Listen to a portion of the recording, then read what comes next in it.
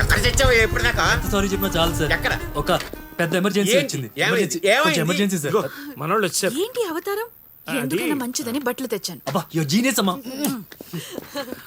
ఏ Sarvesh, sorry. పద. Easy easy. నాన్న ఏంటి బటాస్ పెట్టుకోండి. అంటారు వెయిటింగ్. తొందరగా 45 మినిట్స్ వెయిట్ చేయించావు కదా చీఫ్ గెస్ట్ చేత. సార్ అది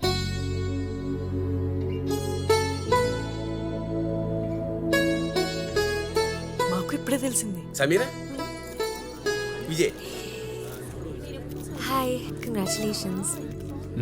హే Sameera. Auntie. Uncle, how are you?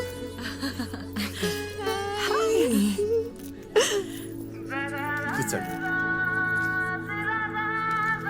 ఇక్కడ కూర్చోవచ్చా? అందరికీ నమస్కారం. సహజంగానే ఆలస్యంగా ప్రారంభిస్తున్నందుకు మన్నించాలి. తెలుగు ప్రేక్షకుల్ని సమ్మోహన పరుస్తున్న మా చీఫ్ గెస్ట్ సమీరా రాథోడ్ గారిని సవినయంగా వేదిక మీదకి ఆహ్వానిస్తున్నాను.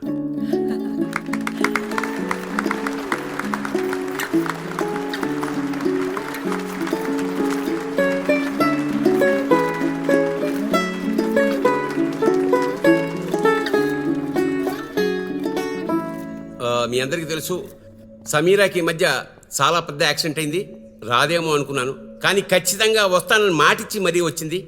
నీ అభిమానానికి thank you so much Sameera. అలాగే మా ఆర్టిస్ట్ ఆర్ విజయ్ కుమార్ని సవినయంగా వేదిక మీదకి ఆహ్వానిస్తున్నాను.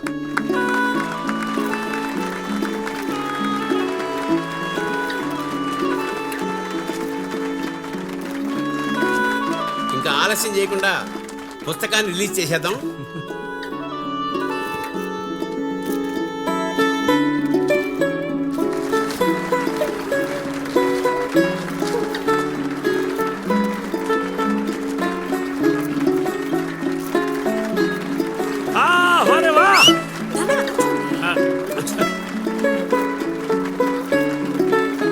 విజయ్,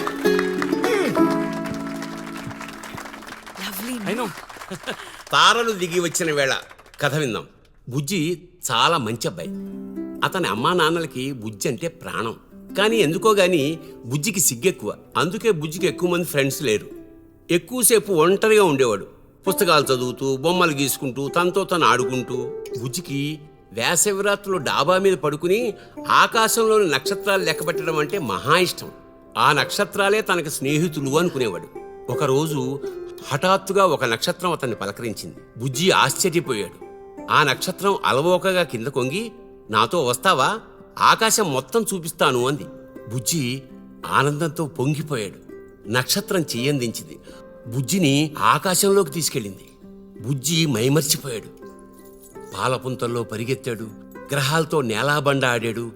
చంద్రుడితో దాగుడు మూతలాడాడు. అలా ఎన్నెన్ని రాత్రుల్లో.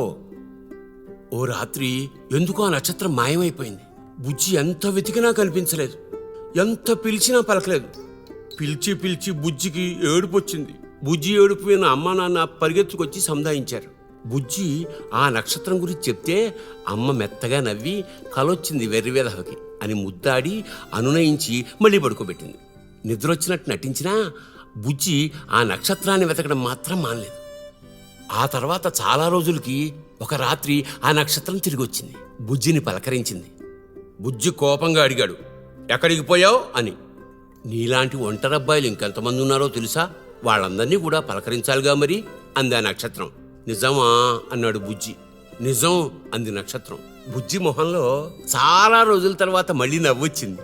ఆ తర్వాత బుజ్జి పెదాలపై చిరునవ్వు ఎప్పటికీ చెరగలేదు. ఆ నక్షత్రం బుజ్జిని ఎప్పుడూ విడిచిపెట్టి వెళ్ళలేదు. ఇది తారలు దిగి వచ్చిన వేళ.